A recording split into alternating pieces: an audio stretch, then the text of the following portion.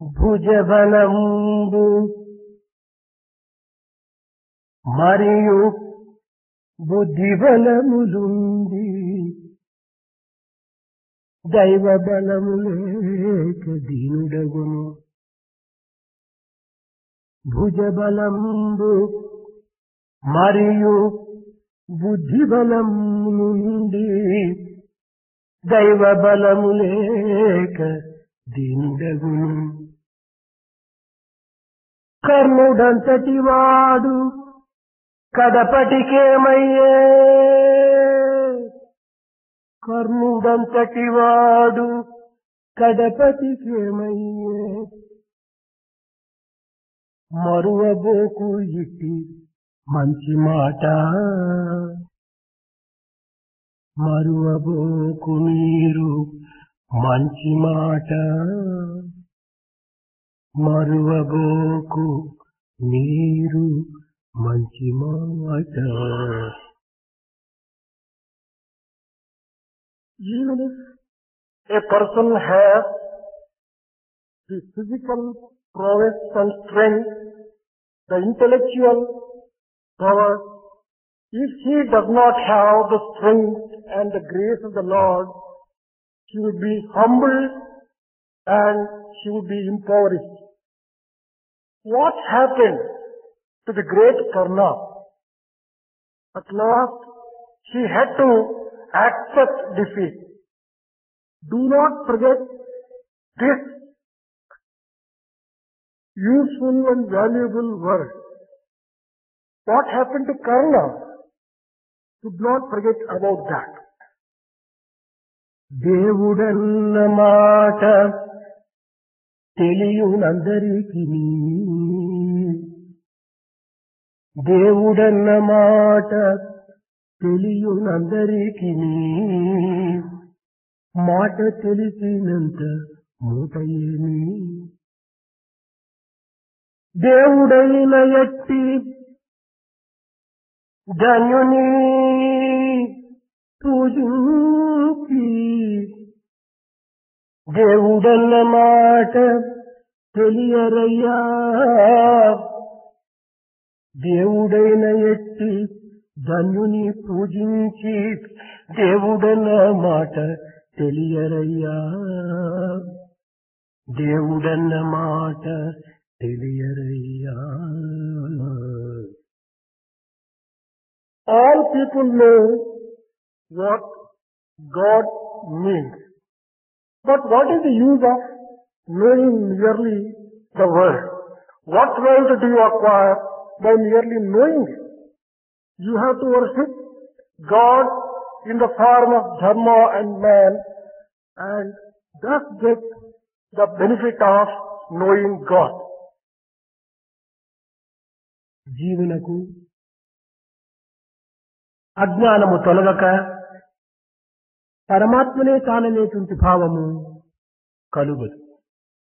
Man and the individual soul can never get the experience of his being divinity without removing his basic ignorance. పరమాత్మ స్వరూపము జ్ఞానము. Knowledge is the very embodiment of God. God is also the very embodiment of knowledge. అది స్వయం జ్యోతి ప్రకాశము. It is self-luminous.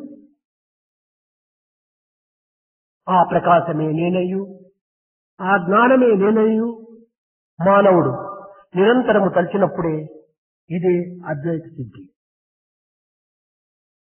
When the individual man knows and experiences that he is that self-luminosity, then only he would have realized God.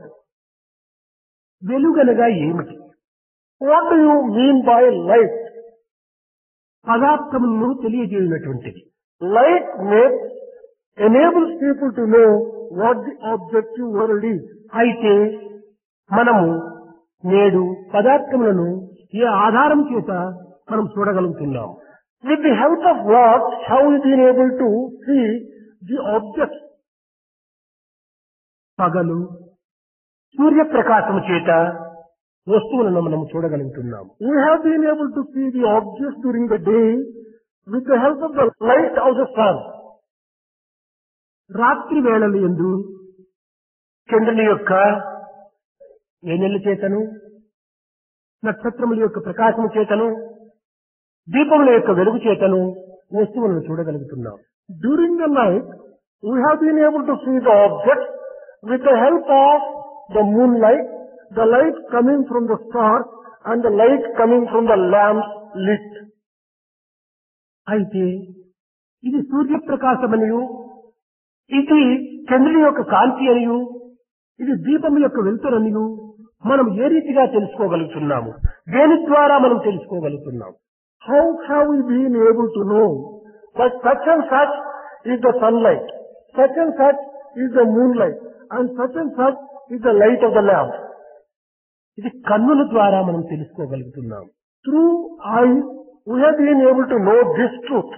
అయితే నిద్రావస్థ యందు మనం స్వప్నము అనుభవిస్తున్నాము. During the sleep we are enjoying certain dreams. అయితే ఈ నిద్రావస్థ యందు కన్నులు లేవు కదా, కన్నులు మూసుకొని ఉన్నావు కదా, కన్నులు చూస్తలేదే. During the deep sleep the eyes are not witnessing anything. Still you have been able to experience the dream.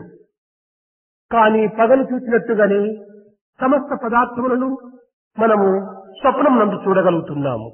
In the dream state also you have been able to see all the objects as if it were to be the day. అన్ని విధముల కూడాను కన్నుల చేత మనము అనుభవిస్తున్నాము. Through eyes you have been able to get all the experience in the dream also. అయితే అక్కడ సూచనది ఎవరు? Then who is the person who is seeing అనుభవించినది ఎవరు? Who is experiencing it? అక్కడ బుద్ధి తన యొక్క తేజోమయమైనటువంటి యొక్క ప్రజ్ఞ చేత ఈ యొక్క పదార్థములను చూడగలుగుతున్నది. It is the intelligence which is having the awareness resplendent with the help of which it has been able to experience. కానీ సుషుప్తి యందు ఆ బుద్ధి కూడా లేదు కదా. During the deep sleep even that intelligence does not exist. కానీ ఆ సుషుప్తి యందు ఆనందమును అనుభవిస్తున్నారు. In deep sleep also you are experiencing bliss. ఈ ఆనందమును అనుభవించినది ఎవరు? Who is it that is experiencing that bliss? అది ఆత్మ. That is ఆత్మ. ఈ ఆత్మయే నేను, నేనే ఆత్మ అనేటువంటి సత్యాన్ని ఈనాడు మనం గుర్తించాలి. Today we have to recognize this truth that I am that Atma and that Atma is I. ఆత్మ చేతనే బుద్ధి, బుద్ధి చేతనే నేత్రములు, నేత్రముల చేతనే పదార్థములు మనం గుర్తించుకోగలుగుతున్నాము. We have been able to experience and see the objects through the Atma exercising through the intelligence and that through the eyes and that through the light. ఈ ఆత్మనే సత్యం. This Atma alone is truth. ఈ ఆత్మనే నీవు. This Atma you are actually. ఇట్టి సత్యాన్ని మనము అనుభవ రీతి లోపల మనము దీనిని అనుభవించినప్పుడే ఏకత్వం అనేటువంటి ఒక దివ్యత్వాన్ని మనము గుర్తించడానికి అధికారం అవుతాం. Only when we experience this thoroughly, then we would get the authority to say and enjoy that unity. దీనికి అద్వైత త్రయములు అనేటువంటి తత్వాన్ని మొట్టమొదట మనం విచారించాలి. In the very first instance, we have to inquire into the Advaita Traya. అద్వైత త్రయములనగా మూడింటిని మనం భావాద్వైతము, క్రియాద్వైతము. This Advaita Traya consists of three. One is Bhavadvaita. The second is Kriyadvaita. మూడవది పదార్థాద్వైత. The third one is Padarthadvaita. ఈ మూడింటి యొక్క తత్వాన్ని మనము చక్కగా విచారించిన సర్వము ఏకత్వమనేటువంటి భావాన్ని మనము అర్థం చేసుకుంటాం. If we carefully look into these three Advaitas, then we will be able to understand clearly. భావాద్వైతము. Take Bhavadvaita. తథ తంతు, ఇది న్యాయం. అనగా వస్త్రము, దారం. దీని యొక్క న్యాయాన్ని మనం విచారించాలి. We have to look into this cloth and thread. అయితే ఈ రెండింటి యందు ఉండినటువంటి పదార్థం ఏమిటి?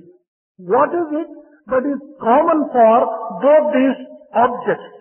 కార్యకారణములందు ఉండినటువంటి యొక్క ఏక శబ్దము, ఏక వస్తువు యొక్క తత్వమే ఇది అద్వైతం. Both in the object and in the cause. If you can identify one, and that is Advaita. ఈ వస్త్రమునందు దారమునందు ఉంటున్నటువంటిది ఒకే పదార్థం, అదే ప్రతి. Both in cloth and in thread, there is only one thing which is common, and that అనగా అనేకత్వములోని ఏకత్వాన్ని గుర్తించడం ఇది భావాద్వైతం. That means recognizing the unity in the diversity, this is భావాద్వైత. అనగా సమస్త మానవులు యందు ఉండినటువంటి యొక్క తత్వము ఏమిటో అనేటువంటి విచారాన్ని మనము గుర్తించినప్పుడే ఈ భావాద్వైతం మనకు అర్థమవుతుంది. We will be able to understand భావాద్వైత when we recognize that common principle which is common to all the living and all the human. కార్యకారణములందు ఏక వస్తువుగా ఉంటుండాలి. It is the common thing between the cause and also the object. అనేక పర్యాయములు పిల్లలకు చెప్తుంటాను. A number of times I will be telling children, పశువులన్నీ వేరు, పాలు ఒకటి. The animals are different, but the milk is one. జీవ జంతువులు వేరు, జీవుండు ఒక్కడే. The living beings are different, but the indweller Jiva is one. అదేవిధంగా వస్త్ర భేదము వేరు, వస్తు ఒకటే. Similarly, the clothes may be different, but the content is one. ఇది భావాద్వైతము. This is భావాద్వైత. ఇంకా క్రియాద్వైతము. Next is క్రియాద్వైత. అనగా మనము త్రికరణ శుద్ధిగా చేసినటువంటి సమస్త కర్మల యందుకుడను ఫలితమును వేరు చేసి పరమాత్మ ప్రీత్యార్థముగా మనము అనుభవించటమే ఇది క్రియాద్వైతము. In Kriyadvaita, doing everything with the purity of Trikarana and offering it as an offering to the Lord, not expecting fruits thereof. అనగా దైవాత్మికమైనటువంటి భావంతో కర్మలు ఆచరించడమే ఇది క్రియాద్వైతం. Performing all activity with the attitude of an offering to the God, to the Lord, and that is Kriyadvaita. ఇంకా వస్తు అద్వైతము, పదార్థాద్వైతము. The third one is Padarthadvaita. లోకములో అనేక రూపములు నామములు మనం చూడగలుగుతున్నాము, వినగలుగుతున్నాము. In the world, we have been able to see and hear different names and forms. రూపనామములు వేరైనప్పటికీ ఇందులో మానవులందరూ కూడాను, జీవులన్నీ కూడాను ఒక్కటే. The name and form are different, but the indwelling dweller is common among all the people and all the living beings. అందరి యందు ఉండినటువంటి యొక్క పదార్థము పంచ ప్రాణములు. The 5 pranas are common for all the people. ఆకాశాది భూతములు. The 5 elements are also common. ఏ దేహమును పరిశీలించినప్పటికీ ఈ 5 భూతములు తప్ప అన్య భూతములు మనకు కనిపించవు. Whichever physical body you examine, it consists of these 5 elements. ఈ దేహం నుండి ఏ మట్టి కలదో ఈ సమస్త దేహములు ఎందుకును అది ఏ మట్టి ఉన్నది. Whatever mud is there in this particular body, the same mud ఈ దేహమునందు ఏ జలం ఉంటున్నదో అదే జలము సమస్త ప్రాణుల యందు ఉంటున్నది. Water found in this body is found in all these other bodies. ఈ దేహము నుండి ఏ అగ్ని ఉన్నదో సమస్త దేహములు ఎందుకును అదే అగ్ని ఉన్నది. Whatever fire is there in this body is found in all the ఈ దేహము నుండి ఏ గాలి ఉన్నదో సమస్త జీవులు ఎందుకును అదే గాలి ఉన్నది. Similarly, whatever white layers are there in this body is found in all the other bodies. ఈ దేహము నుండి ఏ శబ్దమును మనం అనుభవిస్తున్నామో అదే సర్వ ప్రాణులు ఎందుకును అదే శబ్దమే ఉన్నది. Whatever sound is experienced in this particular body is being experienced by all. ఈ పంచభూతములు అనేటువంటి పదార్థములు సమస్త ప్రాణులు యందు ఉంటున్నది కనుక దీనిని కేవలం వస్తాద్వైతము అనుకున్నాం. As these five elements are commonly found in all the physical bodies. This may be described as Padartha-Dvaita. కనుక భావాద్వైతమును, క్రియాద్వైతమును, ఈ పదార్థాద్వైతమును చక్కగా మనం గుర్తించినప్పుడు సమస్తము ఏకత్వం అనేటువంటిది మనకు అర్థమవుతుంది. If we can understand Bhavadvaita, Kriyadvaita and Padartha-Dvaita clearly, then we realize that there is only one entity. కేవలం ఉపాధి భేదములను పురస్కరించుకొని మనం భిన్నత్వంగా మనము భావిస్తున్నాం. On the basis of the differences in the physical frame, we are experiencing the differences. అన్నింటి యందు ఉండినటువంటి దివ్యత్వం ఒక్కటే.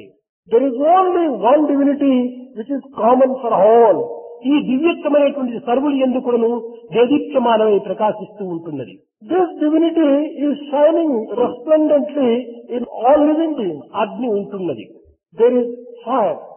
ఈ అగ్ని లోపల దహన శక్తి ఉంటున్నది. Fire has got the capacity to burn. ఉండినప్పటికీ మనం కొంత అలక్ష్యం చేయటం చేత ఆ అగ్ని నుండి వచ్చినటువంటి యొక్క బూది అనగా యాష్ దానిని అగ్ని cover చేస్తుండాలి, మూసివేస్తుండాలి. When we do not take much care, the ash which emanates from this fire covers the fire itself. ఈ మరుగు చేసినటువంటి యొక్క ఈ ధూళి ఎక్కడి నుంచి వచ్చింది? From where did this ash come? అగ్ని నుంచే వచ్చింది. It came from fire itself. అగ్ని నుండి వచ్చినటువంటి ఈ ash అగ్నినే మూసివేస్తుండాలి. Ash which has come from fire covers the fire itself. అయితే తిరిగి మనం అగ్ని చూడాలన్నప్పుడు ఏం చేయాలి? If we want to get a view or a look of ఆ పైన ఉన్నటువంటి యొక్క బూడిదను మనం ఉప్పుకుంటే అది పోతుంది, అగ్ని మనకు కనిపిస్తుంది. If we blow out the ash which is covering the fire, we will be able to get a view of fire. అదే విధముగానే ప్రతి మానవుని ఎందుకును ఆత్మ అనేటువంటి ప్రకాశవంతమైనటువంటి యొక్క ఇది అగ్ని ఉంటున్నది. In the same way, in every human being, there is the resplendent Atma which is in the form of fire. దానిని మనం మర్చిపోతున్నాము. దేనివల్ల? ఈ ఉపాధి భేదం అనేటువంటి యొక్క యాష్ కవర్ చేయటం వల్ల మనం ఆత్మను మర్చిపోతున్నాం. On account of the covering of this fire by the ash in the form of forms, different forms, దానిని we are forgetting it. మనము సాధనాది క్రియల చేత మనం దానిని వేరు చేసుకున్నప్పుడు మన స్వస్వరూపాన్ని మనం దర్శించుకోగలము. By undertaking spiritual exercises and sadhana, we can remove that cover and get the experience of the real Atma. మరొక విషయము, One more thing. రమే రామే మనోరమే అని ఒక పదం ఉంది. There is the phrase, Rame Rame Manorame. అనగా సహస్రనామముల యొక్క సారము దీని యొక్క పవిత్రత అని చెప్పారు. That means the essence of all the 1,000 names is contained in this particular phrase. దీనికి అనేక మంది పండితులు, విద్యావంతులు, విద్యావేత్తలు అనేక విధములైనటువంటి అర్థములను తెలుపుతూ వస్తున్నారు. A number of scholars and knowledgeable people have been giving different interpretations for this. రమే రామే మనోరమే, దీనికి సరైన అర్థం ఏమనగా మనస్సును భగవంతుని యందు రమింప చేయటమే. ఇంతే. Rame Rame Manorame actually means immersing the mind in the bliss of మనం the name of God. ఈనాడు మనస్సును అనేక విషయముల యందు రమింపజేసి రామ రామ రామ అని ధ్యానిస్తున్నాం. We are allowing our mind to enjoy many other things, but merely mechanically repeating Rama Rama. చింతించటం ఒకటి, రమించటం మరొకటి. Thinking something but enjoying something else. మనస్సును భగవంతునితో ఐక్యము చేయటమే, సంయోగం చేయటమే ఇదే యొక్క సరైనటువంటి రామభక్తి. The real Rama Tattva is merging the mind in the name of God. అది రమే రామే మనోరమే అనేటువంటి పదంలో సరైన అర్థం. That is the correct meaning and interpretation for Rame Rame Manorame. Rama అనేటువంటి పదాన్ని కూడా మనం కొంత అర్థం తీసుకోవాలి. We should also know the meaning of Rama. రా అనగా పరబ్రహ్మ తత్వం, Ra, అదే ఆత్మస్వరూపం. Ra stands for the principle of Parabrahma. మా అనగా ప్రకృతి. Ma stands for nature. కనుక ఈ ప్రకృతి పరతత్వమును వదలి ఉండుటకు వీలు లేదు. The nature cannot have its own real existence apart from and without. అదే గురు పౌర్ణమి రోజు చెప్పినటువంటి యొక్క సరి అయినటువంటి సందేశం. That is the real message given on Guru Purnima. ప్రకృతి అనేటువంటిది శుద్ధ చైతన్యమును కూడి ఉంటున్నది. Nature is always associated with pure Chaitanya Tattva, energy. కనుకనే ప్రకృతి అంతా కూడా పదార్థములతో కూడినటువంటిది. Prakriti is full of objects. ఈ పదార్థములు యందు అంతర్భూతమై ఉంటున్నటువంటిదే ఆత్మశక్తి. The power of Atma is submerged into this. దానిని object. సైన్స్ లో ఎనర్జీ అన్నారు. In scientific terminology, it is called energy. దీనిని మ్యాటర్ అన్నారు. The objects are called matter. Energy అనేటువంటిది నిరంతరము ఉండేటువంటిది. Energy is eternally ఈ present. భౌతిక ఎనర్జీ కాదు ఇది. It is not this physical energy. ఇది శుద్ధ సత్వమైన energy. This is energy which may be called Shuddha అది Sattva. నిరంతరము ఉండేటువంటిది. It is eternally existing. కనుకనే matter plus being is God. That is why it is said matter plus being is God. ఈనాటి మన energy దినదినమునకు క్షణక్షణమున కొడుకును క్షీణించిపోతుండాలి. But the type of energy which we see is the one which goes on declining day by day. మాటల చేత అనేక విధమైనటువంటి energy వృథా అయిపోతుండాలి. By talk, energy is spent. మన దృష్టి చేత మనలో ఉండినటువంటి యొక్క శక్తి తగ్గిపోతుంటుండాలి.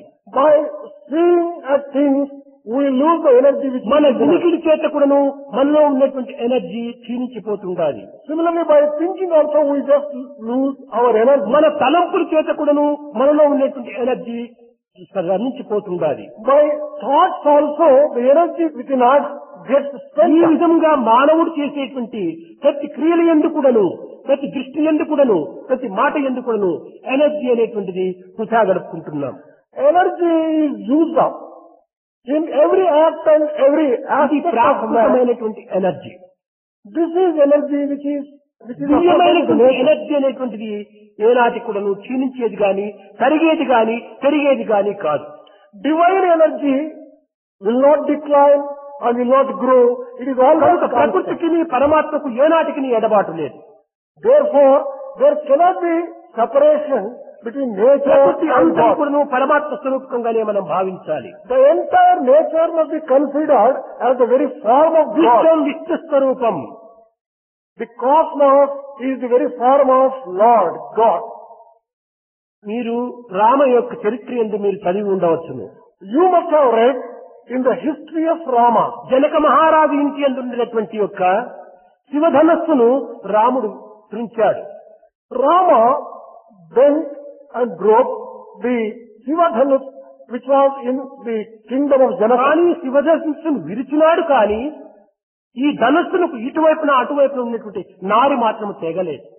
The Shiva bow was broken, but the thread which was connecting that was not broken.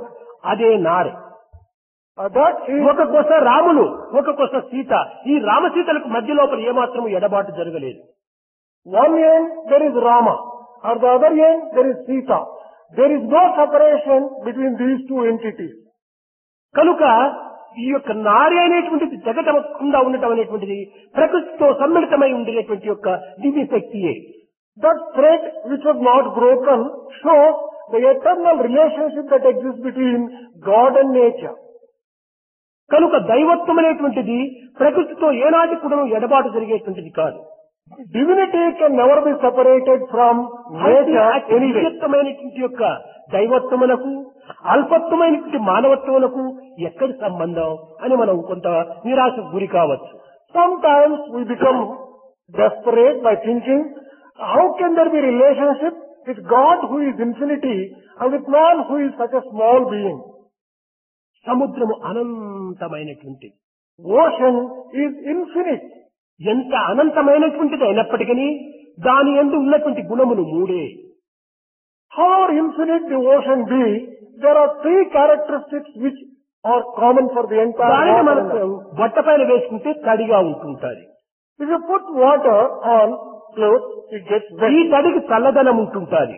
This wetness also has coolness.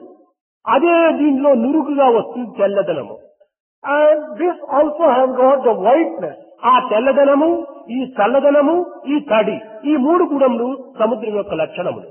Whiteness, coolness and wetness are the three important features of a ocean. అయితే ఈ సముద్రం నందు ఏ మూడు గుణములు కలవో అదే మూడు గుణములు అల్పమై అనిత్యమై కొంతకాలంలో క్షీణించిపోయేటువంటి అలలు ఎందు కూడా ఉంటున్నాయి.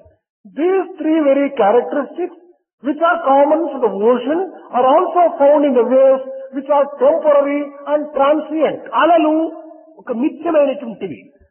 Waves are temporary. అంతలోనే అణిగిపోయేటువంటివి. They disappear very fast. ఎన్ని అలలు అణిగిపోయినప్పటికీ సముద్రం మాత్రం అణిగేటువంటిది కాదు. The waves may get merged, but the ocean doesn't కనుక ఈ change. అలనే మన యొక్క దేహాలు. Our bodies may be compared to these ఈ waves. దేహములకు ఆది అంత్యము ఉంటుండాలి. For this physical body, there is a beginning and an end. ఆద్యాంతములతో కూడినటువంటి ఈ ఉపాధి ఎందుకుడను ఆ అనంతమైనటువంటి సముద్ర గుణములు కూడా ఉంటున్నాయి. In this body, which has got the beginning and end, also have the characteristics of the eternal. కనుకనే ఆ దైవత్వమునకు ఈ జీవత్వమునకు సన్నిహిత సంబంధ బాంధవ్యం ఉన్నదనేటువంటి సత్యాన్ని మనం గుర్తించాలి. We have to recognize that there is an inseparable relationship between God and man. అయితే ఈనాడు మానవత్వం అనేటువంటిది ఆధునికంగా ఇలాంటి దీనిని గుర్తించడానికి అతి దూరం అయిపోతుండాలి.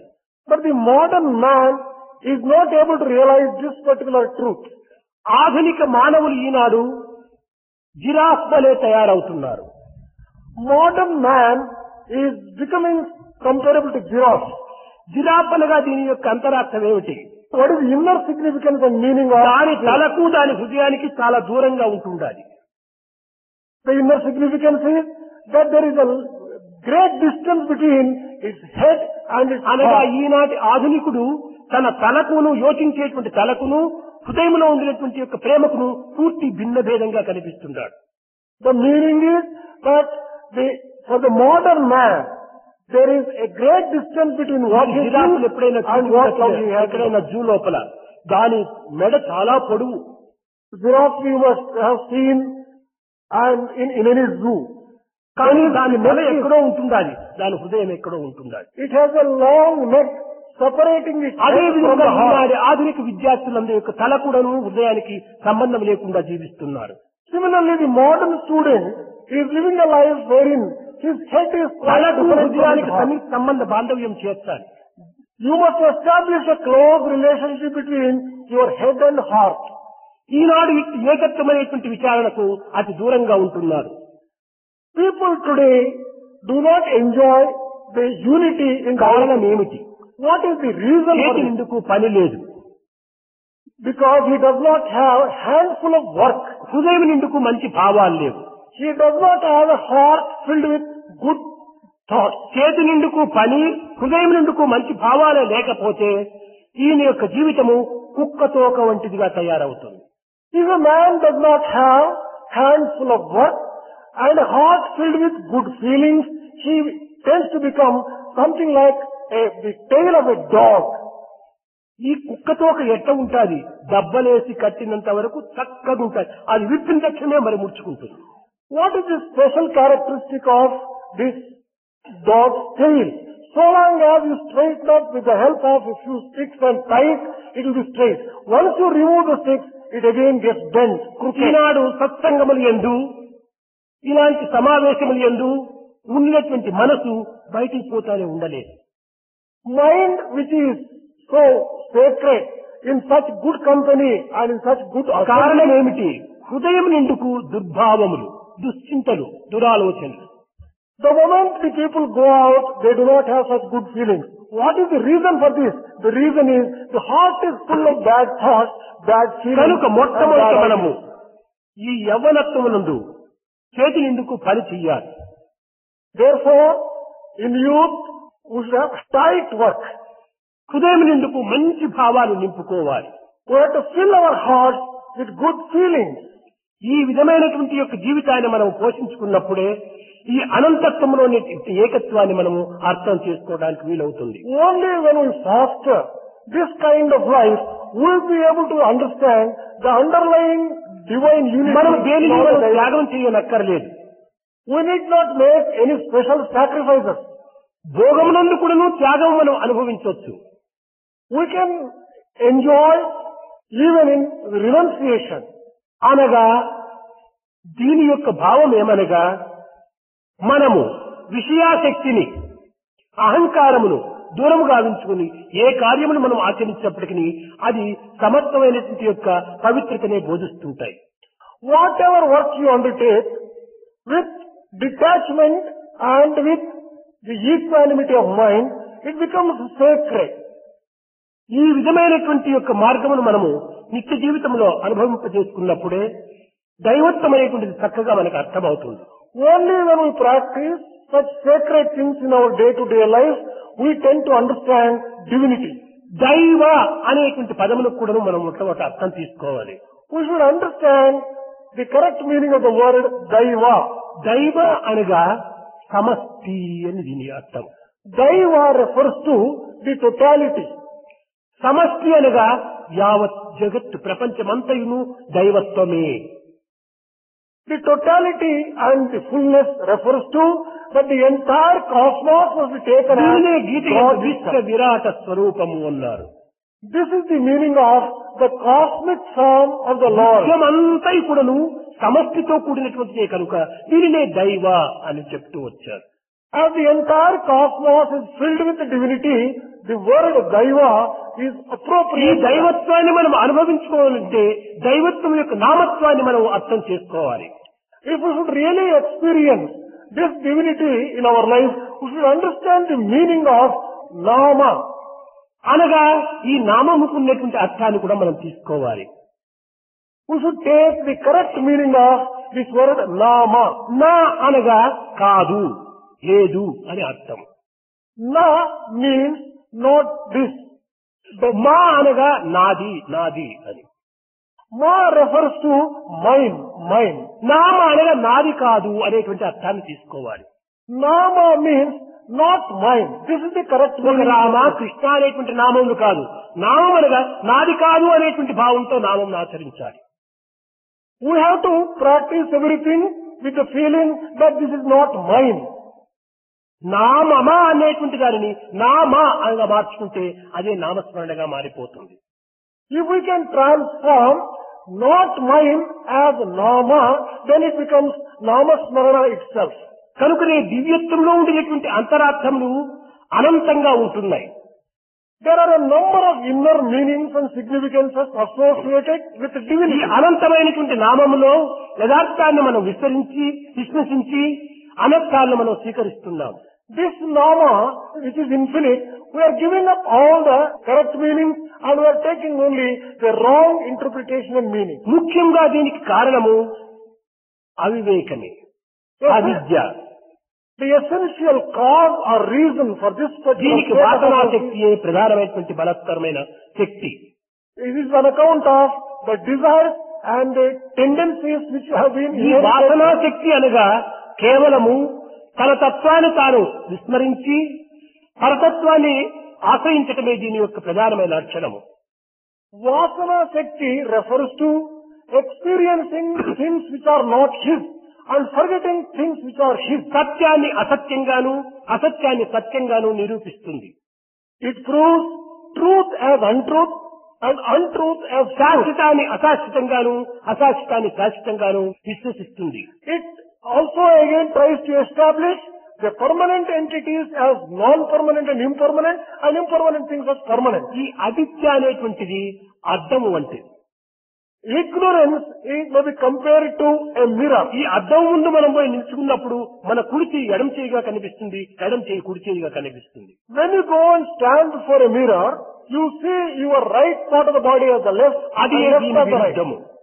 That is the contradiction. సత్యాన్ని అసత్యంగా అసత్యాన్ని సత్యంగా నిరూపిస్తుంది. It proves truth as untruth and untruth as truth. దీనికి ప్రజ్ఞామాంద్యము అని కూడా రెండవది ఒకటి ఉంది. There is another aspect of this in the form of prajna mandhyam. ఈ ప్రజ్ఞామాంద్యం అనేటువంటిది ఏ విధమైనటువంటి లక్షణాన్ని నిరూపిస్తుంది? What does this prajna mandhyam try to establish? ఏ మంచి విషయాలు చెప్పినప్పటికీ అవి చెవికి అందవు, చేరవు. On account of Pragnamandya, whatever good things are told, they never enter మంచి the ear. విషయాలు వినాలి అని ఆశించినప్పుడు, మంచి విషయాలు మనం ఆలకించాలని విశ్వసించినప్పుడు అనేక విధములుగా దోమల వలె మన చెవు చుట్టూ చేరి ఈ యొక్క ప్రజ్ఞామాంద్యం అనేటువంటిది దానిని వేరు చేయడానికి ప్రయత్నిస్తుంది. When one aspires to hear something good, Pragnamandya, like the mosquitoes and the flies, go on disturbing us and disturbing our concentration. మనం ఏ మంచి విషయాలు కానీ మనకు పూర్తిగా మన చెవికి చేర్చుకోము. Whatever good things be it, we don't allow those things to enter into చెడ్డ our ear. విషయాలైతే రెండు చెవులు ఏకాగ్రపరిచి మనం వింటుంటాం. If it has to be some evil things or bad things, we get a lot of interest and offer both our ears to the hear. రొద్దుబోక ఊరి వారి శుద్ధులంటే మీరు సిద్ధమవుదురే కడు శ్రద్ధతోడ. The same thing has been told, oh ears, you get so much of interest if you want to hear something useless and something wicked. ముద్దు ముద్దుగాను భగవత్ నిత్యటాలు చెప్పు వేళ వజ్జికక నుండరేది ఓ చెవులా. Oh ears, you do not seem to have any interest when in a highly pleasing way something relating to దైవ God is విషయాలు told. చెప్పే సమయంలో, పవిత్రమైనటువంటి ఆత్మతత్వం బోధించే సమయంలో ఈ రెండు చెవులు ఈస్ట్ అండ్ వెస్ట్ విరుద్ధమైనటువంటి మార్గాన్ని అవలంబిస్తాయి. When something relating to God, something relating to sacredness and Atma is being told, eyes do not come together. పెద్ద విషయాలు వినాలంటే రెండు స్నేహమైపోతాయి. On the other hand, if you want to hear something wicked or evil, the eyes get united to hear. ప్రజ్ఞామాంద్యం అనగా దీని యొక్క లక్షణములే. Pragnamandya refers to this particular aspect. ఇంకా వితర్కము మూడవది. The third one is vitarka. ఏది చెప్పినప్పటికీ దానికి విరుద్ధమైనటువంటి అర్థాలు కల్పించడం. Whatever is being told is being misinterpreted. ఒక చిన్న ఉదాహరణము. Here is a small example.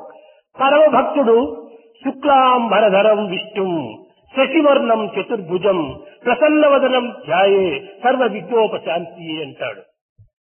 A great devotee has recited one stanza. అనగా తెల్లని వస్త్రములు ధరించినటువంటి వాడు విఘ్నేశ్వరుడు. He is the విష్ణువు సర్వవ్యాపి అయినటువంటి వాడు విఘ్నేశ్వరుడు. Vigneshwara is one who wears white clothes and who is శుక్లాంబరధరం విష్ణు శశివర్ణం చతుర్భుజం బూడిద రంగుతో కూడినటువంటి వాడు. he is all pervasive. His color is ash color. చతుర్భుజం నాలుగు కాళ్ళతో కూడినటువంటి వాడు, నాలుగు చేతులు. He has 4 hands. ఇది పరమ భక్తులు వర్ణించేటువంటి విఘ్నేశుని యొక్క వర్ణన. This is what great devotees use to ఇంకా describe భక్తులు Vigneshwara. కానివాడు దీన్ని వితర్కం చేస్తారంటే శుక్లాంబరధరం Vishnu గుడ్డలంతా మోసేది గాడిదే. A non-devotee interprets the same sloka as it is a donkey which carries white విష్ణువు clothes. ఎక్కడ బజార్లో చూసినా గానీ ఉంటుంటారు, దాన్ని కట్టేసేవాళ్ళు ఎవరు లేరు. సర్వవ్యాపిగా స్వతంత్రంగా తిరుగుతూ ఉంటుంది, అది గాడిదే. The all-pervasiveness is interpreted as a donkey being found anywhere and everywhere in the street. శశివర్ణం బూడిద రంగు ఉండేటువంటిది గాడిదే. It is the donkey which has got the ash color. చతుర్భుజం నాలుగు కాళ్ళు ఉండేది గాడిదే. Again, it is the donkey which has got 4 కనుక legs. దీనికి దానికి ఎంత విరుద్ధంగా ఉంటుందో యోచన చేసుకోండి. You can imagine what a contradictory meaning is given for the same phenomenon. కనుకనే మంచిని చెడ్డగా, చెడ్డను మంచిగా తన ఇష్టం వచ్చినట్టుగా దాన్ని వర్ణించుకోవడానికి ప్రయత్నిస్తాడు కుతర్కం. A kutarki is one who tries to interpret good as bad and bad as good according to his own life. వివర్య దురాగ్రహము ఇది నాలుగవది. Vivarya Duragraha is the 4th one. అనగా అహంకారి. That means ఏమీ తెలియకపోయినప్పటికీ నాకు అన్నీ తెలుసు, ఒకరు నాకు చెప్పడం ఏమిటి. he is highly egoistic. He may not be knowing anything, but he thinks he knows అన్నీ everything. తెలిసిన వాడు ఈ అనర్థంలో ఎందుకు ప్రవేశించాలి మరి? If only he is omniscient, why should he have this kind of wrong meaning? ఇది కేవలము వివర్య దురాగ్రహము అనగా తనలో ఉండేటువంటి మూర్ఖత్వము. It is an account of the stupidity which is inherent in him. ఎట్టి మానవున్నైనా సర్దిద్దవచ్చును కానీ మూర్ఖుణ్ణి మాత్రం సర్దిద్దటం వీలు కాదు. You may be able to just rectify and correct కనుక any ఈనాటి person of మానవులు wrong. వివర్య దురాగ్రహము, కుతర్కము, ప్రజ్ఞామాంద్యము, అవివేకము, అదే అవిద్య, ఈ 4 కూడా తాండవమాడుతూ ఉన్నాయి. In the modern man today, all these 4 types of obstacles are doing death dance in him. ఈ 4 మనం దూరం చేసుకోవడానికి ప్రయత్నించాలి. We have to make efforts to see that these 4 become distant from us. చేయవలసిన ప్రయత్నం ఏమిటి? What is the effort which we have to make? మనం అనేక విధమైన సాధనలు సలుపుతున్నాం. We have been undertaking a different types of austerities. Doing meditation. ధ్యానం అంటే ఏమిటి? What do you mean by meditation? కేవలం కన్నులు మూసుకొని పద్మాసనం వేసుకొని హస్తములు భుజించుకొని కూర్చోవటమా? Does it refer to a physical posture in which you close your eyes and sit in Padmasana and put the hands in a particular posture? Photo focus. This is all photo focus. అంతేకాని ఇది నిజమైన ధ్యానం కాదు. This cannot be described as ధ్యానమునకు ఒక పద్ధతే లేదు.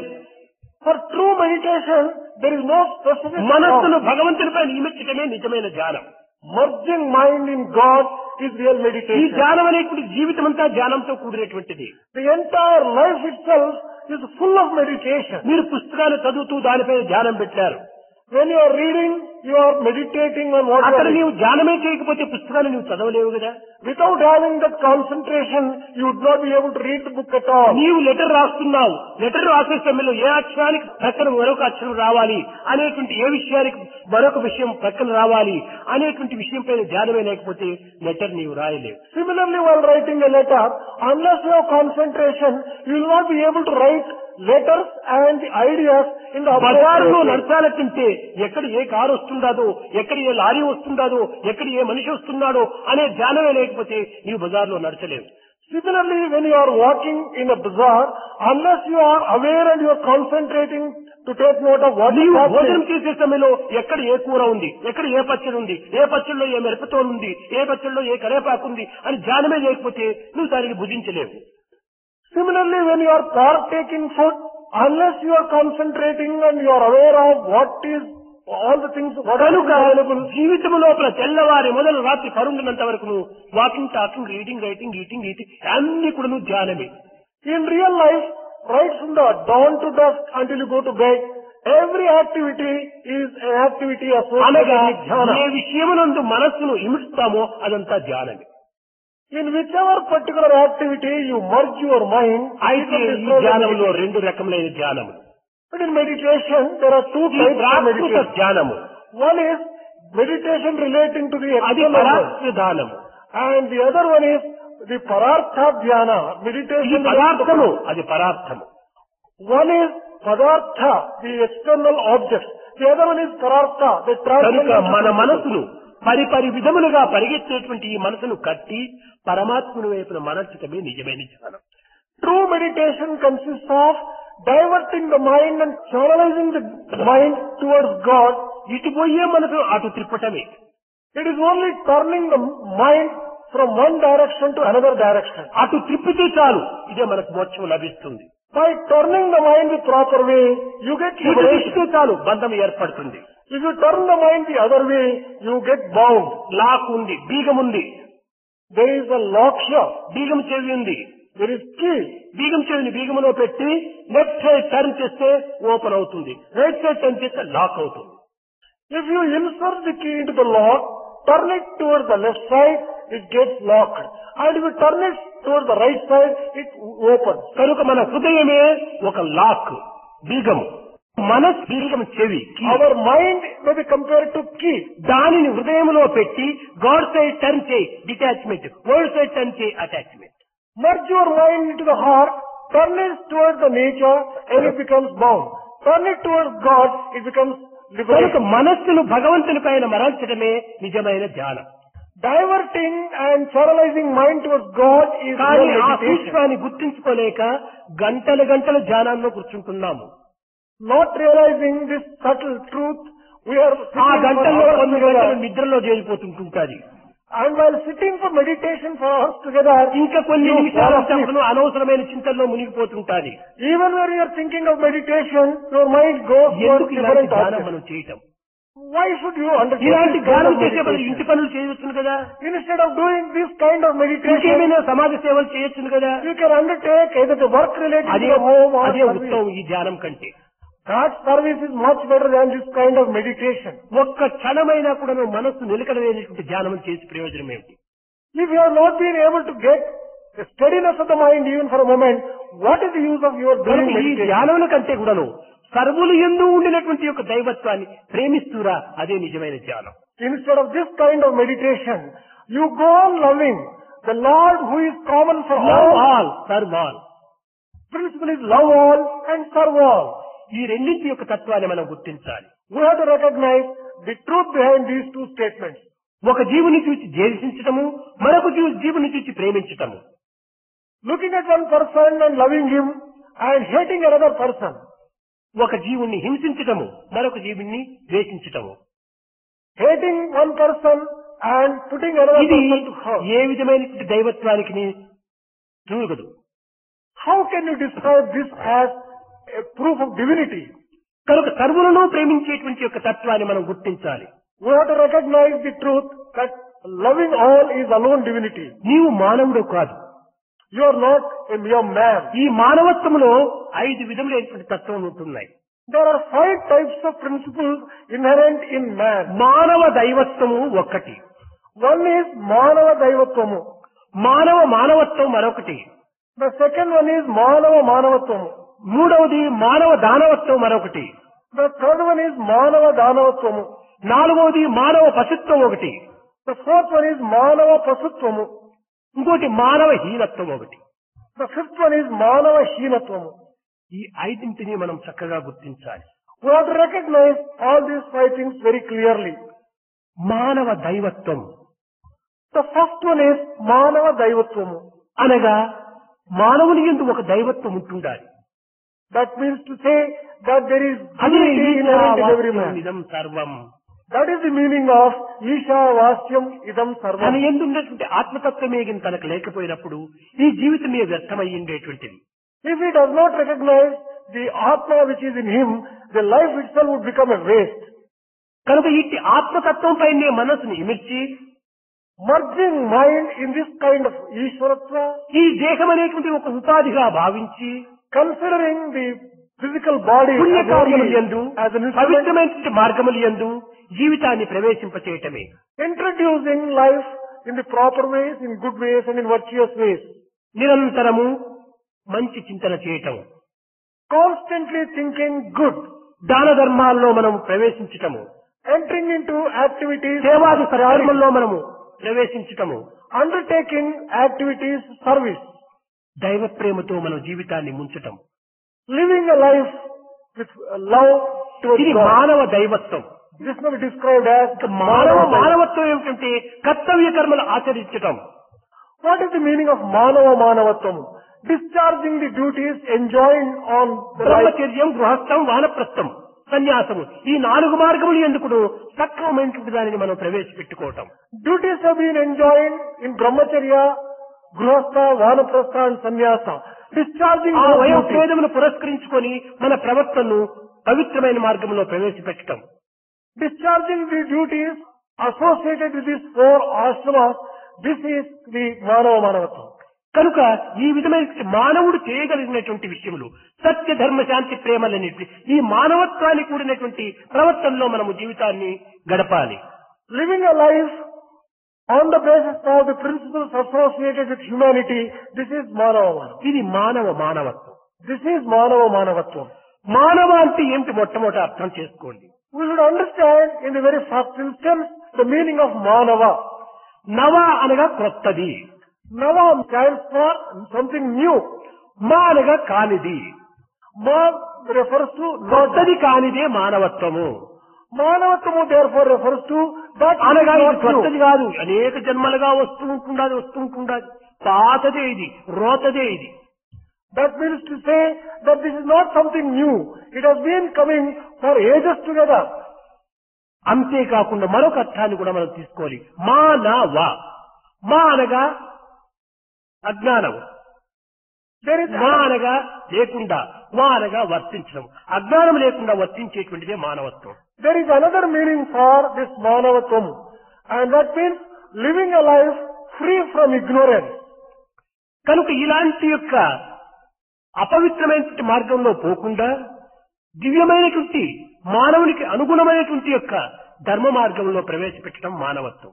Manavatvam therefore refers to entering into the divine path which is appropriate to the man and giving up the demonic path. మానవ దానవత్వము. The third one is Manava Dhanavatvam. ఆహార విహారములు యందు మాత్రమే కాకుండా ఆచరణ విచారణ యందు కూడాను క్రూయల్ అనగా కఠినమైనటువంటి మార్గాన్ని అవలంబించటము. Following the path of cruelty, not merely in food and drink, but also in దయాదాక్షిణ్యమును నీతి నిజాయితీలను కోల్పోయినటువంటి యొక్క జీవితం. It is a life which has given up compassion, kindness and morality. ఇలాంటివి లేనటువంటి యొక్క ఇదే దానవత్వము. Life devoid of all these things is Dhanavatva. కేవలము స్వార్థమే తన యొక్క పరతత్వం. His only Paratattva is selfishness. పరోపకార తత్వం అనేటువంటి ఆ జీవితంలో ఏమాత్రం కూడా ఎరుగడు. He does not know what it means to sacrifice for the sake of others. కనుకనే ఈ స్వార్థత్వంతో కూడినటువంటి యొక్క తత్వమే దానవత్వం. Dhanavatvam is one which is associated with this ఆకారం kind of మానవత్వం, క్రియలు దానవత్వం. In form, he is man. But in all మానవ దానవత్వము అని చెప్తూ వచ్చారు. in all actions, he is following the path of demon. ధర్మ విరుద్ధమైనటువంటి కార్యములు ఎందుకు ప్రవేశపెట్టడం. Entering into path which is opposite to dharma. This ఇంకా is, మానవ పశుత్వము. then the next one is Manava Pasutvam. ఈ మానవ పశుత్వం అంటే ఏమిటి? ఆహార, నిద్ర, భయ, మైథున. ఈ 4 తప్ప ఇంకేమీ వానికి అవసరం లేదు. Manava Pasutvam refers to a life based upon food, drink, sleep. తినటం, నిద్రించటం, ఆశలు పడటము, అనుభవించటము అంతే. దీనిని హిందీలో చెప్తారు Eating, drinking, sleeping and enjoying. ఈ 4 పశుత్వానికి లక్షణాలు. These are all 4 things which characterize దీన్నే Pasutva. కానా, సోనా, మరణ.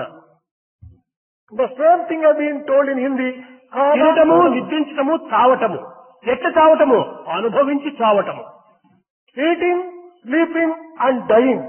What is the type of death one dies? దీనికి ఇంకా మరో పదార్థం ఏమాత్రం కూడా లేదు. They do not know anything outside of these 3.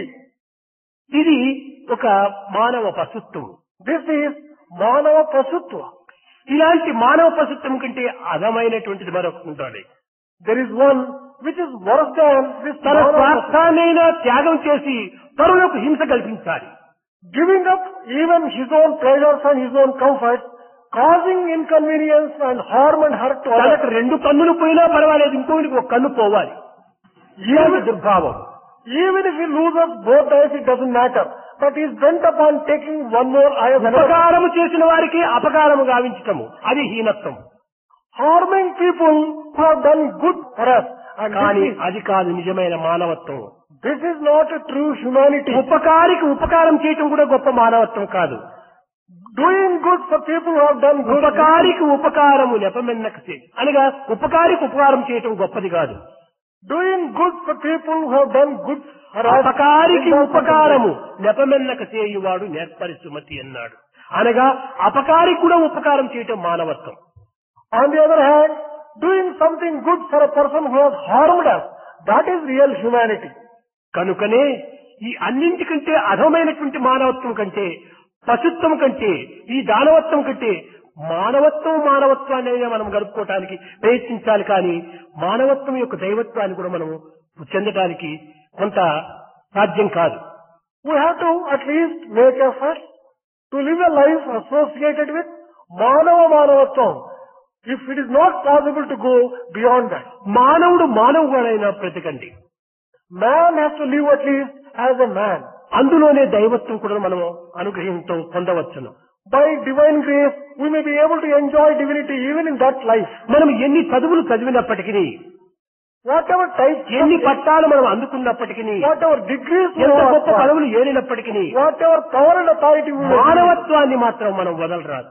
we should never give up the human qualities in us. మానవత్వమే లేకపోతే Without humanity in us, చదివిన చదువులంతా ఎలాంటివంటే all the types of education which are శ్మశానములో నక్కల అరుపులు వంటివి అన్నాడు. is something like the cries of a fox in శ్మశానంలో నక్కలు అరుస్తుంటాయి నోరు తెచ్చి గట్టిగా. అట్టనే మనం స్కూల్లో చదువుతుంటాం నోరు తెచ్చి గట్టిగా. ఇలాంటి శ్మశానంలో నక్కల అరుపుల వంటి చదువులు మనకెందుకు? just as the foxes will be crying in burial grounds, our repeating things in a classroom situation would be like మనం that. మాటలతో ఎక్కువ మనం చెప్తున్నామే కానీ క్రియలతో మనం ఏమాత్రం ఆచరించటం లేదు. We are declaring many things by word of mouth, but we are not practicing అన్నీ anything at all. తెలిసినటువంటి విద్యావంతునిగా మనం విర్రవీగుతున్నామే కానీ ఆచరణలో శూన్యంగా ఉంటుండాలి. We are behaving as if we know everything, but in practice వేద we are శాస్త్ర ఇతిహాస పురాణములు నీవు కంఠస్థం చేసుకున్నాడు. we have memorized and committed to memory all the scriptures, కానీ చేతిలో ఏమాత్రమూ ఆచరించటం లేదు. but he is not acting according ఇలాంటి to his కంఠస్థం చేసుకున్నటువంటి కంఠానికి భారమే తప్ప ఏమీ సుఖం లేదు. whatever he has memorized and he recites, it is only ఒక్కటి రెండైనా మనం ఆచరణలో పెట్టి ఆనందించాలి. we have to practice at least one or two and enjoy the fruits thereof. కనుక మనం అనంతత్వంలో ఉన్నటువంటి ఏకత్వాన్ని మనం గుర్తించడానికి ప్రయత్నించాలి. We have to make efforts to find out and identify the unity which is underlying in all the diversity. కనుక మొట్టమొదట మనము భావాద్వైతాన్ని క్రమక్రమేణా మనము అభ్యాసించాలి. In the very first instance, we have to foster and develop Bhavadvaita in us. ఈ భావాన్ని దైవత్వంతో ఇమిడ్చి Merge, చేయవలసిన కర్మలు సక్రమంగా చేస్తూరా. merge your feeling in divinity and carry on ఈ your కర్మల యందు duties ఫలితాన్ని properly. దైవార్పితము గావించి నీవు ఆనందించు. Offer all the fruits of your action to God and enjoy the life. నీవు దైవార్పితమైన భావంతో కర్మలాచరించు. Do your duties, treating as దైవత్వం యొక్క అంతరార్థంతో నీవు భావాన్ని అనుభూతి చేసుకో. enjoy the divinity as an indweller in you. సర్వులు ఎందు ఉండినటువంటి యొక్క పదార్థతత్వం ఒక్కటే అనేటువంటి యొక్క పంచభూతముల యొక్క ఏకత్వాన్ని గుర్తించుకో. You have to recognize that it is 5 elements are common in every human being. కనుక ఉపాధి భేదమును మనం పురస్కరించుకోవటం చేతనే ఇన్ని విధమైనటువంటి భిన్నత్వాన్ని మనము అనుభవిస్తున్నాం. We are enjoying the differences and diversity because we are basing our experience అయితే on ఈ అన్నింటినీ ఒక physical మాయకుడును frame. మధ్యలో ఆవరిస్తూ ఉంటుండాలి. Of course, in the midst of all these things, it is ఈ illusion మాయ which is అంటే causing. ఏమిటి? What do you mean by Maya? మాయ అనగా లేనిది. Ma refers to మాయ ఇతి మాయ అనగా లేనటువంటి దాన్ని ఉన్నట్టుగా భావించుకోవటమే మాయ. feeling things which are not existing as existing. This is Maya. ఒక త్రాడును చూచాం. We have seen a rope. కానీ మనలో అజ్ఞానం అనేటువంటి అంధకారం ముంచుకొనుంది. On account of the darkness of ignorance, దానివల్ల త్రాడును చూసి ఇది పామో ఏమో అని భయపడుతున్నాం. we are getting frightened whether this rope is snake. భయపడి మనం దూరకు వెళుతున్నాం. Out of fear, we are ఒక getting తాడు away తెచ్చి from it. దానిపైన వేసేటప్పటికి ఇది పాము కాదు త్రాడు అని తెలిసింది. When you put a stone on that particular thing, you realize this is not a snake, this is only a rope. భయం పోయింది, ధైర్యం వచ్చింది. You lost fear and you got courage. నా వలన ఇంకెవరైనా భ్రాంతి పడిపోతారేమో అని చేతితో తీసుకున్నాడు, ప్రక్కన ఎట్టేశాడు. Fearing that other people also may be put to the same kind of fear, he took the rope and he threw it ఈ out. లైటు లేక పూర్వము పాము లేదు అక్కడ, త్రాడు పోలేదు. మనం తార్చి వేసేటప్పటికి పాము పోలేదు, త్రాడు రాలేదు. When you put the torch and saw in the light, the snake did not go and the rope did not చీకటిలో go. ఉన్నటువంటిది త్రాడే, లైట్ వేసినప్పుడు ఉన్నటువంటిది త్రాడే. In the darkness, there was rope. When there was light, there was rope. కానీ పోయింది వచ్చింది మన యొక్క భ్రమ. What has come and gone is only our own ఆ భ్రమనే delusion. Maya. And this particular thing is, భ్రమ ఉండినంత వరకు భ్రమ మనకు తెలుస్తుంది. so long as you have this delusion, you can never know Brahma. భ్రమ పోయినప్పుడే బ్రహ్మ వచ్చి చేరుతాడు. Only when you are free from delusion, you can know what అదే మన Brahma గురు is. పౌర్ణమి రోజు కూడా నేను చెప్పాను. సముద్రంలో అలలు అభివృద్ధి అవుతుంటాయి. On Guru Purnima day also, I told the same thing. On a ocean, there are waves. ఈ అలలకు కారణం ఏమిటి? What is the cause for these waves? అలలకు జలము అని. For these waves consist of water. ఆ జల అలగా మారడానికి కారణం ఏమిటి? How did this water get transformed into దానికి waves? వాయువు ఒత్తిడి. There was the pressure of the wind.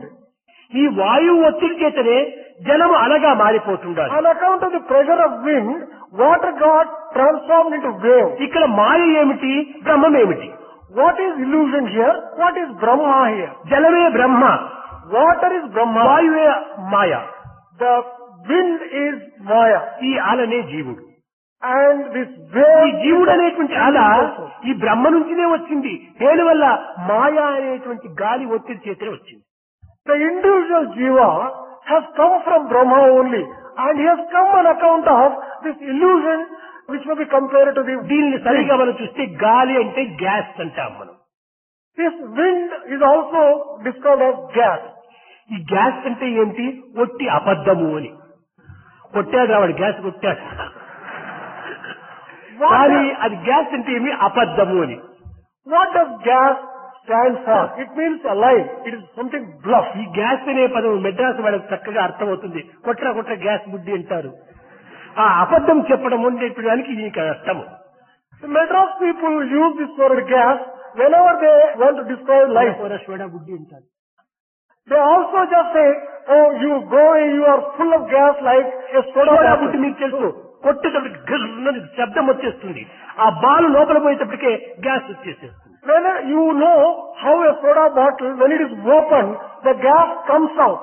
అనగా ఈ గ్యాస్ యొక్క ప్రెషర్ తో మంచి ఆవిరిగా వచ్చేసి అప్పుడు గల్లగా తాగేసేసి ఆనందంగా ఉంది. ఈ గ్యాస్ తో తృప్తి పడుతున్నారు. On account of this gas, something like a foam of waves, it comes out and people are enjoying it. జగత్తుకంతా కూడా ఈ గ్యాస్, ఈ గాలి ఆధారం. For the entire world, it is the gas which is the base. ఈనాడు వంటలు చేయటం కూడా gas తోని. Today, even food is cooked with the help of gas. కనుక సమస్తం కూడా అసలు జన్మకే కారణం గ్యాస్, గాలి. For the very birth, it is the gas which is responsible. అదే మాయా. And that is illusion. ఆ మాయ అనేటువంటి గాలి ఈ బ్రహ్మ అనేటువంటి జలానికి సోకటం చేత జీవుడు అనేటువంటి అలగా తయారవుతున్నాడు. When this Maya in the form of wind comes in contact with the water, then there is a wave and there is Jiva. కనుక మాయా, బ్రహ్మ, జీవుడు మూడు ఒక్కటే. Maya, ఈ జీవతత్వం ఎట్లా ప్రారంభమైందంటే ఈ మాయ వల్లే ప్రారంభమైంది. అందువల్లే మాయోపాధి జీవుడు అన్నారు. the illusion, the individual soul and the God are one and the same. How has individual soul come into existence? అయితే ఈ మాయను మనం ఏ విధంగా తెలుసుకోవాలి? How can we know what this illusion is? ఇది కేవలము మన యొక్క భ్రాంతియే, ఇమాజినేషన్ అని గుర్తించాలి. We have to recognize that this Maya is only our own imagination. ఇది దైవాధీనమైనటువంటిది. This is under the control of God. కనుక పరమాత్మ యొక్క అనుగ్రహ తత్వాన్ని లేక పరమాత్మ యొక్క దివ్య స్వరూపాన్ని తన తత్వాన్ని తాను గుర్తించుకుంటే మాయ మనకు వశమైపోతుంది. If we can recognize the true nature of God and divinity, we get control over illusion. ఈ మాయ పైన మనం యుద్ధం చేయనక్కర్లేదు. We need not fight with this illusion. దైవాన్ని మనము తత్వాన్ని గుర్తించుకుంటే మాయ సహజంగా పోతుంది. Once we recognize the principle of divinity, the illusion దీపం automatically వెలిగిస్తే disappears. చీకటి అక్కడ ఉండదు కదా. Once there is a light, darkness cannot exist anymore there. దీనినే తమసోమా జ్యోతిర్గమయ. The same thing is described in the verse Tamasoma కనుక Jyotirgamaya. నేను జీవుడను, I am individual soul, Jiva. నీ జీవుడు అనేటువంటి వాడు బ్రహ్మ నుంచి వచ్చినటువంటి వాడు. I have come from Brahma only. కేవలము ఈ మాయ అనే ఒత్తిడి చేత నేను జీవుడైనాను కానీ లేకపోతే నేను సాక్షాత్ బ్రహ్మను అనేటువంటి విశ్వాసాన్ని మనం పెంచుకోవాలి. Only on account of the pressure of the illusion, I am feeling that I am a Jiva. Otherwise I am Brahma alone. This we will have to experience and recognize. కనుక మన దృష్టిని విశాలమైనటువంటి రీతిగా మార్చుకోవాలి. We have to turn our vision into very broad one. మన హృదయాన్ని కూడాను ప్రేమతో మనం నింపుకోవాలి. Expand your heart with love. ఈ రెండింటి ఎందుకును మన అహంకార మమకారమును దూరం చేయాలి. Through these two, we have to free ourselves from. అందువల్లే గీత యందు నిర్మమో నిరహంకారి, అయ్యా నీ మోహము మన్వానము అహంకారము పూర్తి దూరం చేసుకోమన్నాడు. That is why in Gita it is said, free yourself from egotism and attachment. ఈ మమత్వము అహంకారం ఉండినంత వరకు మానవుడు ఏమాత్రం కూడా సత్యాన్ని గుర్తించుకోలేడు. So long as you have got ego and you have attachment, you will never be able to recognize your own ఈ real రెండింటినీ truth. మనం దూరం చేసుకున్నప్పుడే తన స్వరూపాన్ని తాను చూడగలడు. Once you make yourself distant from these two, then only you will know your real nature. ఈ జగత్తంతా కూడాను కేవలము మిథ్యమయంగా కనిపించేటువంటిది. The entire world looks like an illusion. అన్నింటి యందు ఉన్నటువంటిది ఏకత్వమే, అదే సత్యం. There is only one thing which is common in all. This is the ఒక truth. విత్తనం ఉంది. There is a seed. ఆ విత్తనము భూమిలో పెట్టాము. We have put the seed in a భూమి root. నుంచి మొక్క వచ్చింది. We have put it in earth. మొక్క And వృక్షమైంది. it has sprouted. వృక్షములో అనేక శాఖోపశాఖలు బయలుదేరాయి. From that tree and from trees branches. ఆ వృక్షంలోనే పువ్వులు పూసాయి. In the branches gave us ఆ flowers. పువ్వులే కాయలుగా మారాయి. These flowers, కాయలన్నీ ఫలములుగా మారాయి. they became fruits. అయితే ఈ ఫలములు, ఈ కాయలు, ఈ పువ్వులు, ఈ కొమ్మలు, రెమ్మలు ఇవన్నీ ఎక్కడి నుంచి వచ్చాయి? This fruit, this unripe fruit, the branches, the flowers, the tree, from where did all ఈ this come? అన్నింటికి నీ విత్తనమే ఆధారము, అదే సత్యము, అదే ఆత్మ. For all these things, the basis is seed. That is truth. And that is Atma. జాగ్రత్తలో నీవన్నీ చూస్తున్నావు, అన్ని అనుభవిస్తున్నావు. In the waking state, you are seeing all these things. You are experiencing all కానీ these things. చూచినటువంటి దృశ్యములు, ఇంకా చూడలేనటువంటి దృశ్యములు స్వప్నంలో నీవు అనుభవిస్తున్నావు. So those things which you have seen and which you have not seen also, you will be experiencing in the dream. ఈ స్వప్నంలో లేనటువంటి యొక్క ఆనందాన్ని కూడా నీవు సుశక్తిలో అనుభవిస్తున్నావు. The bliss which you may not be having in the dream, you are enjoying in the deep sleep state. కానీ జాగ్రత్త స్వప్న సుశక్తి మూడు కాలములు వేరుగా ఉంటున్నాయి. The waking state, the dream state and the deep sleep మూడు కాలములు state ఎందుకు are ఉన్నటువంటి different. నీవు మాత్రం సత్యం, అదే ఆత్మ. These states are different, but you are common for all these three states. ఒక చక్కెరను తీసుకుని పోయాము, ఒక బాటిల్లో ఒక కప్పులో వేశాము. You have taken a handful of sugar and put it in a cup. ఆ చక్కెరంతా కరిగింది, నీళ్లలో సర్వవ్యాపిగా మారిపోయింది. The sugar got melted and became a part of the నీవు చేతితో water. తెచ్చి వేశావు, కంటితో చూచావు. You have brought in the hand and you have seen sugar being put into the... కానీ కరిగిన తర్వాత చేతికి చిక్కదు, కంటికి కనిపించదు. But once it gets dissolved, you cannot see sugar, you cannot touch also sugar with your hand. కానీ ఆ తీపు నీకు అనుభూతిలో సర్వత్రా ఉండినట్టుగా నాలుగు పైన వేసుకుంటే తెలుస్తుంది. But its sweetness can be experienced by you as it is all pervasive in the water. కనుక సర్వత్రా వ్యాపించినటువంటి ఈ మాధుర్యమే సత్యము, అదే నీవు, అదే ఆత్మ. It is the sweetness which is all pervasive, that is you, that is కానీ you, కంటికి that is కనిపించదు, Atma. కంటికి కనిపించదు, చేతికి అందదు. But you cannot see with the help of your eye, you cannot touch it. అది ఏ నిర్గుణ నిరంజనము అని దీనికి పేరు వచ్చింది. That has been described as Nirgunam and Niranjanam. సర్వత్రా వ్యాపించినటువంటి వాడు కనుకనే ఇతనికి విభుడు అని పేరు ఒకటి వచ్చింది. As he is all pervasive, a name is given in the form of వ్యక్తి Vibhudu. ప్రమాణములకు చిక్కనటువంటి వాడు కనుక అతనికి అప్రమేయుడు అని పేరు వచ్చింది. As he cannot be quantified in any sense, he has been శబ్ద described as ప్రమాణములు Aprameya. కానీ, అనుమాన ప్రమాణములు కానీ, ప్రత్యక్ష ప్రమాణములు కానీ అందనటువంటి వాడు. He is one who cannot be touched by the Sabda Pramana, the Anumana Pramana and the Pratyaksha Pramana.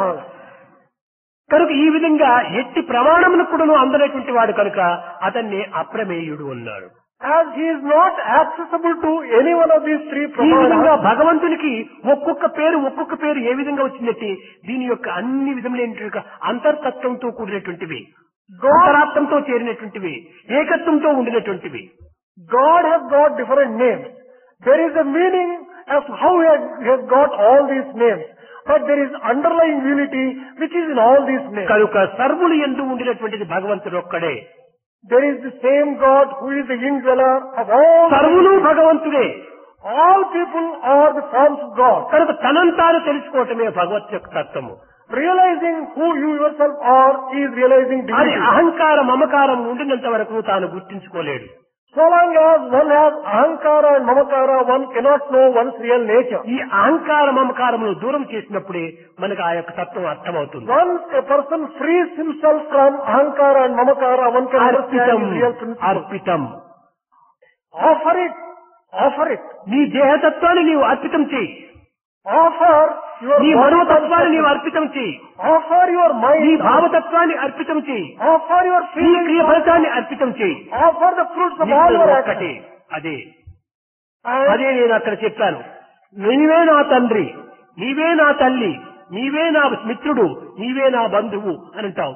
తల్లి, తండ్రి, బంధువు, మిత్రులు ఏనాటికో ఓనాటికి వదిలిపెట్టిపోతారు. కానీ నీవే అనేటువంటిది ఎప్పుడు ఉంటుంటాది. ఆ దాన్ని మనం సత్యాన్ని గుర్తించాలి. I already told that you describe that you are my father, you are my mother, you are my friend, and you are my relative. And this friend, mother, father, all these things, they are transitory. ఏ నాటికైనా కూడా అవన్నీ జారిపోయేటువంటివి, ఊడిపోయేటువంటివి. All these things are bound to disappear over a period of time. అన్నింటి ఎందు ఊడినటువంటి నేను నేను అనేటువంటిది సత్యం. But there is this I principle which is existing in all these four. This is truth. ఆ ఆ తత్వాన్ని నీవు గుర్తించాలి. Who am I? అది క్వశ్చన్ వేసుకోవాలి. You have to recognize the correct meaning of this principle I. Who am I? You have to know. ఈ who am I అనేటువంటి దానికి రెండు అర్థాలు ఉంటున్నాయి. For this word I, there are two meanings. ఏకాక్షర I, ఇది I. The one letter I, that is one I. EYEI, అది three అక్షరం I ఒకటి. The three letter I, EYE. EYEIఏ మన యొక్క భౌతికమైనటువంటి ఉపాధి. The three letter I is our physical instrument of sight. ఏకాక్షర ఐఏ నీ ఆత్మ. The one letter I, that is your Atma. కనుక నీ ఏకాక్షర అయ్యిని గుర్తించుకోవడానికి ప్రయత్నించే గాని ఏదో భౌతికమైనటువంటి అయ్యిని నేను పరీక్ష పాస్ అయినాను, నేను ఎంఏ పాస్ చేశాను, నేను పిహెచ్డి చేస్తున్నాను అంటే నీ దేహం తత్వం అది. You have to recognize the truth of one letter I rather than నేను బ్రాహ్మణ్ణి, నేను క్షత్రియుణ్ణి, నేను వైశ్యుణ్ణి, నేను ఎవరిని, నేను ముసలివాణ్ణి, ఇవంతా అనుకోవటం దేహతత్వమే. All the other features associated with the physical body relating to caste, I am Kshatriya. కానీ ఏకాక్షర అయ్యేది అది బ్రాహ్మణుడు కాదు, శుద్ధుడు కాదు, మాలవాడు కాదు, ఎవరు కాదు, వాడు బాయి కాదు, ఎవరు కాదు, వృద్ధుడు కాదు, ఏం దానికి వయోభేదము లేదు, కుల భేదము లేదు, ఏ భేదము లేదు, అది ఎప్పుడూ ఒక్కటిగానే ఉంటుంటాయి. The one letter I does not have any such difference based upon caste, the age, the sex, the religion or the community, the region, the time. కనుక ఆ ఏకాక్షరాయిని నీవు లక్ష్యంలో పెట్టుకో. You have to keep in view that one letter అదే I, సర్వత్రా ఉంటుండాలి. that one letter I is all pervasive. ఆ సర్వత్రా ఉండినటువంటి యొక్క ఏకత్వాన్ని మనం గుర్తించుకోవటమే నిజమైన ఆత్మతత్వం. Recognizing that one letter I as an all pervasive entity, that is real Atma Tattva. కనుక ఆనాడు గురు పౌర్ణమి రోజు చెప్పినటువంటి విషయాలు అనేక మందికి వినలేదు. మరొక పర్యాలు చెప్పమని మన వైస్ ఛాన్సలర్ చెప్పాడు. కానీ నాకు ఆ కంఠస్థం చేసే అలవాటు నాకు లేదు. ఎప్పటికీ అప్పటికే నేను మాట్లాడుతుంటాను. అదే ఇప్పుడు చెప్పాలంటే అది నాకు రాదు. Our vice chancellor said that many people were not able to hear the message given on Guru Purnima day and prayed that I should give this particular thing. కొంతమంది ఏదో ఒక విధమైనటువంటి పద్ధతిని పెట్టుకుంటారు, ఒకటి కంఠస్థం చేసుకుంటారు, అంతా అదే ఎక్కడ పోయినా అన్నే కొట్టేస్తుంటారు తప్పిట. ఆ విధంగా నాకు ఎప్పుడు రాలేదు. నేను అప్పటికప్పుడు వ్యక్తులను చూసి ఆ సమయ సందర్భాన్ని పురస్కరించుకొని అడిగినటువంటి ఒక ఆశయాన్ని కూడా పురస్కరించుకొని నేను మాట్లాడవలసి వస్తుంది. I don't have the habit of memorizing anything like that. I can't repeat things that way. I look at the people and whatever comes appropriately for that moment, I go on. కానీ నా మాటలు ఎప్పుడు కూడా అద్వైతంతోనే కూడి ఉంటాయి. But my words are always associated with ఎందుకంటే ద్వైతం మరొకటి లేదు ఇక్కడ. ఏకం ఏవా అద్వితీయం, ఉన్నది ఒక్కటే. ఎన్ని విధాలు చెప్పినా అక్కడికే వచ్చి చేరాలి. For there is no duality at all. There is only one thing. However much I may just describe, whatever words I use, ultimately they are not ప్రాపంచికమైనటువంటి విషయంలో పరిశీలన చేసినప్పుడు దీనికి ఒక కర్త, ఒక కర్మ, ఒక క్రియ మూడుగా రూపొందుతుంటాయి. When you examine anything in a worldly way, then there is a doer and నాకు ఇక్కడ కర్త, కర్మ, క్రియ మూడు కలిసి ఒకటే. For me, there is only one thing which is common for all these three. ఈ పిల్లలకు చెప్పే సమయంలో మాత్రము ఇవన్నీ పాటించాలి, కర్త, కర్మ, క్రియ. With reference to the worldly activity, you have to observe these three things. దాన్ని కూడా అర్థం చేసుకోలేనటువంటి మూర్ఖులుగా కొంతమంది ఉంటారు. There are a few ignorant people who cannot understand. ఒక మ్యాథమెటిక్స్ టీచర్ వచ్చాడట క్లాసులోకి. It appears a mathematics teacher came to a classroom. దాంట్లో ఇంకా కొన్ని విచ్చుకుంటూ కర్త, కర్మ, క్రియలని ఏదో ఒక సమయ సందర్భం పురస్కరించుకొని అడిగాడు. In some context, he asked a question to the students, the meaning of karta, karma and kriya. అప్పుడు ఒరే కర్త ఎవర్రా అన్నాడు. He asked the question, వాడు ఈ యొక్క టాపిక్ ను వాడు వినలేదు, నిద్రపోతున్నాడు పాపం. He was not listening to what the teacher was explaining at all. The student was sleeping. అప్పుడు కర్త ఎవర్రా అన్నాడు. The teacher asked the question, who is Karta? That ఏదో వాడికి తెలియకోకుండా సార్ మీరు అడుగుతున్నారు కాబట్టి మీరే కర్త అన్నాడు. The student said, well sir, you are asking, then you are the Karta. ఇంకోటి లేపాడు, క్రియ అంటే ఏమిట్రా అన్నాడు. He asked another student, what is the meaning of Kriya? మీరు చాలా విషయంగా చెప్తున్నారు కాబట్టి ఆ విషయమే క్రియ అని ఒకటి చెప్పాడు. He said, you are telling so many things and whatever you are telling is Kriya. ఇంకోటి ఇచ్చాడు, కర్మ ఎవర్రా అన్నాడు. కర్మ ఏమిటి అన్నాడు. He asked another student, what is the meaning of sir karma? Me speech వినడానికి మాకు ఇష్టం లేకపోయినా వినవలసి వచ్చింది, ఇది మా కర్మ అన్నాడు.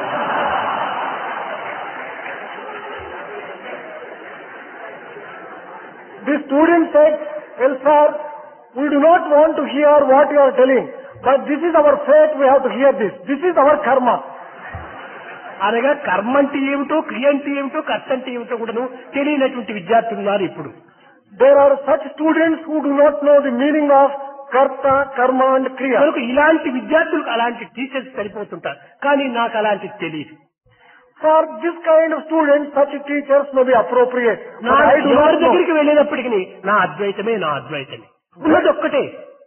Wherever I go, it is my Advaita and my Advaita alone. There is only one thing which is కనుక existing. ఎన్ని మార్గంలో నేను ప్రయాణం చేసినప్పటికీ ఆ గమ్యం మాత్రం పోయి ముక్తాను. Whichever route I may take, I ultimately go to the same goal. కనుక విద్యార్థులారా, my life is my message. నన్ను మీరు అనుసరించి, దానిని మీరు అనుసరించి అన్ని విధాలు కూడాను ఆ అద్వైతాన్ని మీరు పూర్తి అర్థం చేసుకోండి. జగత్తు అంతా కూడాను మీరు పరిశుద్ధంగా గావించినటువంటి వారు అవుతారు.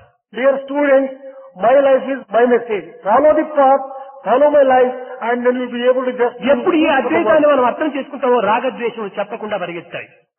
Once we understand this Advaita, the attachment and hatred run away from us automatically. కనుక ఈ అహంకారాన్ని దూరం చేయడానికి, మమత్వాన్ని కొంతవరకు కంట్రోల్ చేసుకోవడానికి ఈ అద్వైతాన్ని అనుసరించాలి. To free yourself from ego and to reduce the attachment, you have to follow to some extent at least this Advaita. అప్పుడే ఎవరిపైన ఏ విధమైనటువంటి ద్వేషము, అసూయ, డంబము ఇలాంటి యొక్క క్రూర భావములు మనలో ఆవిర్భవించవు. Then only you will not be having any kind of cruel feelings and evil feelings about others. మనం మానవుడిగా బ్రతకాలి.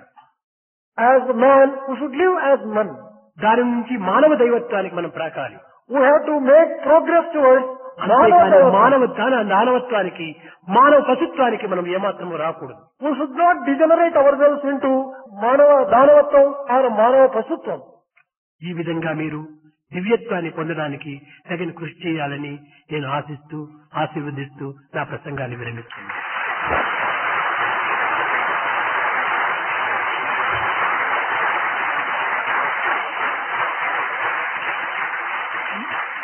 Wishing that you should make efforts to read that Manava Daivatva, I am getting this discourse to a close, blessing you and conferring my blessings on you.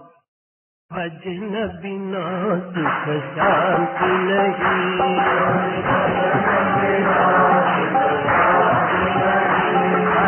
भजन बिना सुख शांति नहीं,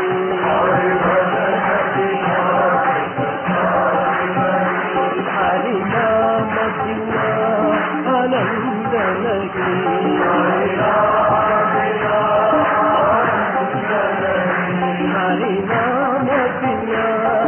आनंद नहीं,